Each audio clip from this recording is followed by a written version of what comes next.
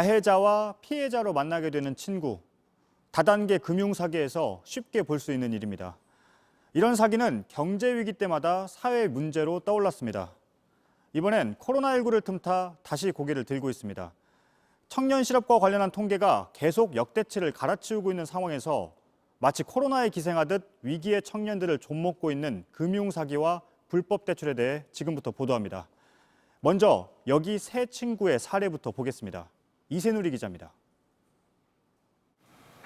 23살 이 씨는 자신이 금융사기의 피해자가 될 거라곤 상상도 못했습니다. 이 씨는 코로나가 한창이던 지난 2월에 전역한 뒤 구직 중이었습니다. 지난달엔 중학교 때부터 친구였던 박 씨를 통해 강 씨를 소개받습니다. 유튜브 사업을 하던 강 씨네 회사에서 일하자는 거였습니다. 유튜브 광고 계약 따내고 여기저기 출장 다니고 그런 상황을 뽑고 있는데 다른 회사에 취업하는 게 간절했던 것 같아요. 취업 얘기 뒤엔 수억 원대 매출이 기록된 서류를 내밀며 투자를 제안합니다. 박 씨도 4,700만 원이 찍힌 자기 통장을 보여주며 설득했습니다.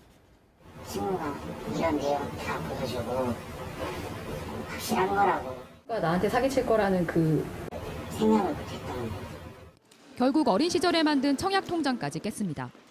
친구들은 무조건 이익을 본다며 각종 불법 대출까지 안내해줍니다. 처음부터 다 거짓말이었던 거죠. 사업 얘기, 친구 투자 얘기, 또 돈이 불었다는 얘기. 박 씨가 보여준 계좌는 영화 기생충처럼 포토샵으로 조작된 거였습니다. 박 씨와 강 씨는 친구 이 씨를 속이기 위해 이런 말들을 주고받았습니다. 그런데 박 씨도 처음에는 피해자였다고 주장합니다. 이른바 휴대폰 깡등을 통해 강 씨에게 투자해 적지 않은 피해를 본 겁니다. 자기 회사에서 필요하다고 핸드폰 필요해서 이제 그거 좀 해야 된다고 해서 이렇게 알았다고 해서 답장을 해줬었죠. 과거 금융위기 때마다 피해자가 가해자가 되는 금융사기가 심각한 사회 문제가 됐습니다. 그리고 코로나 사태 속에 다시 고개를 들고 있습니다. 사기꾼이라는 놈이 답이라는 거야. 처음에 했으니까 본인 생각에 예 그래 되고 깨 그래 되고. JTBC 이세누리입니다. 이 세 친구의 이야기 속에는 여러 불법 대출이 등장합니다. 제도권의 저축은행도 그 뒤에 있습니다. 이세누리 기자가 이어서 보도합니다. 강 씨는 카페 영수증 한 장이면 500만 원을 빌릴 수 있다고 이 씨를 설득했습니다. 일을 안 하고 있는데 지금 카페에서 영수증을 구해와갖고 대출 소개업자 그 사람한테 보내주면 전화 심사가 오면 이렇게 얘기를 해라. 대표자 이름 등이 담긴 영수증으로 그곳에서 일하고 있는 걸로 위장할 수 있다는 겁니다. 저축은행에서 500만 원짜리 작업 대출을 했어요. 그날 심사를 하고 다음날 돈이 들어왔어요. 직업과 소득이 있는 것처럼 대출 자격을 조작하는 이른바 작업 대출입니다. 브로커가 바로 이 작업을 하고 높은 수수료를 받습니다. 사장님의 명함이라든지 아니면은 내가 다니던 회사의 간판이라든지 심사자가 전화를 해요. 심사자가 전화를 받았을 때 뭐 재직한다라는 얘기만 하면 되는 거기 때문에 전직 저축은행 직원은 은행도 공범이라고 말합니다. 금융사도 문제예요. 어쨌든 실적이 안 나오면 어떻게든 실적을 뽑으려고 알면서도 내보내주는 거죠. 브로커 뒤엔 대부업체가 있다고도 했습니다. 근데 이 위에서 조정하는 얘네들은 대부업을 중개하는 애들이거나 이 불법으로 수수료를 쳐서 돈을 받아먹으려고 하는 이제 준비를 한 계획을 한 업체겠죠. 흔한 수법이 된 휴대폰 깡 역시 급전이 필요한 청년을 노립니다. 예를 들어 휴대전화를 개통해 대부업자에게 넘기고 40만 원을 받습니다.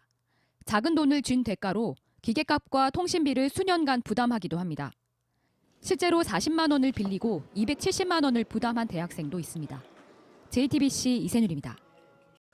왜 20대 청년들이 이렇게 범행 대상이 되는 건지 저희 취재진은 전현직 대출업자들을 만나봤습니다. 전다빈 기자입니다.